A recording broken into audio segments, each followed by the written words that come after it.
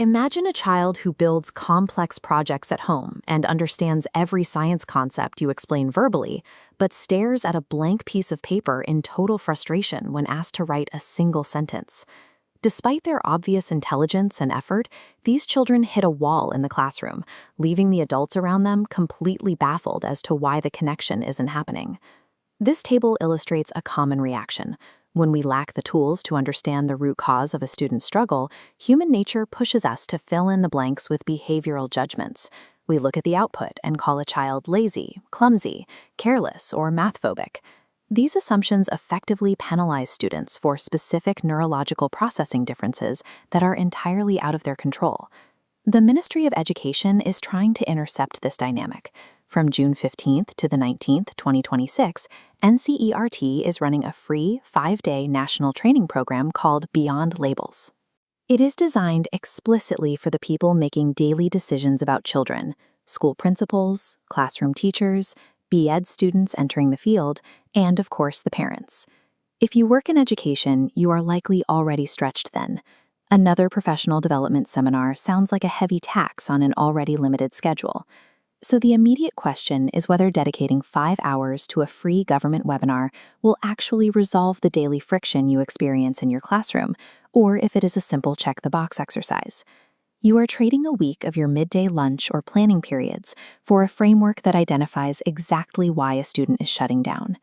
The actual return on your time investment comes down to whether you are ready to trade quick disciplinary assumptions for evidence-based interventions that solve the problem. To see if that trade-off makes sense, we need to look at what you actually acquire over those 5 days.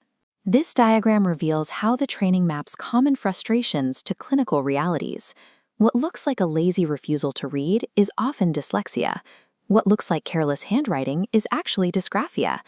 Dyslexia impacts language processing, while dysgraphia makes it incredibly difficult to physically organize thoughts onto paper. Neither condition has any correlation with a child's baseline intelligence. The pattern continues. Your math-phobic student likely has dyscalculia, and the child always tripping in the hallway or struggling with balance, they are navigating dyspraxia. Dyscalculia impairs the brain's ability to grasp numbers and patterns. Dyspraxia is a breakdown in physical coordination and motor planning. Finally, the curriculum addresses the student who seems stubbornly quiet or selectively disobedient, introducing developmental aphasia. Developmental aphasia creates severe hurdles in a child's ability to process and express spoken language, even when their cognitive abilities are completely typical. Benefiting from this curriculum requires you to actively discard your gut reactions and learn these specific clinical distinctions. When you do, the daily friction drops. You stop treating poor spatial awareness or messy letters as deliberate behavioral infractions and start treating them as processing issues. The consequence of this clarity is highly practical. Accurately identifying these 5 conditions means you must then spend significantly more time planning specialized accommodations for your lessons. Grasping the 5 Ds changes how an adult views a struggling student. It marks the transition where the educator begins modifying the environment to meet the student's needs, rather than expecting the student to overcome a neurological barrier through willpower alone. Knowing what the program teaches is only half the equation. We also have to weigh the highly restrictive logistics of actually attending it. This checklist outlines the exact requirements. The sessions run every day from June 15th through the 19th, locked into a specific window, 12:45 p.m. to 1:45 p.m. Attending live gives you direct access to the experts and real-time interaction, but it lands squarely in the middle of a standard school and workday, heavily disrupting your schedule. NCERT does offer a fallback option by archiving the sessions on YouTube. You regain control of your schedule, but you lose the ability to ask questions about the specific challenges you face. The logistics get much tighter when it comes to earning the certificate.